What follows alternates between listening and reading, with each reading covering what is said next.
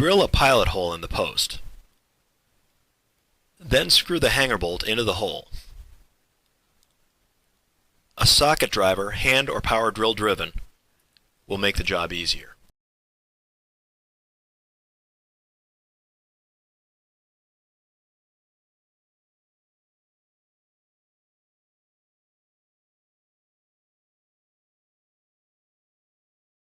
Turn the lock nut onto the machine threads.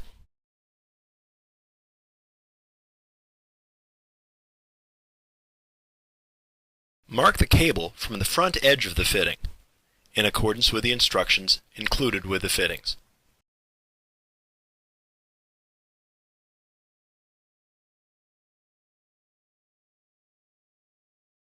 Cut the cable at the mark with a cable cutter.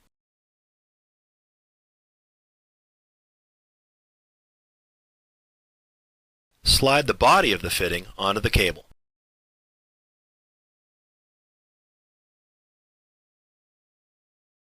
Swedge the ferrule onto the cable. See the instructions for swedging ferrules if this is the first time you have swedged our fittings onto cable.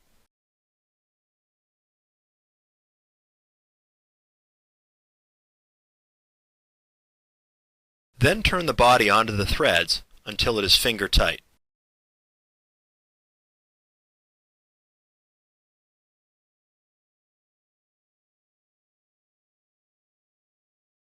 Finish tightening the cable by gripping the cable with cable gripping pliers and turning the body with an open-end wrench until the cables are tight. Tighten the lock nut against the body.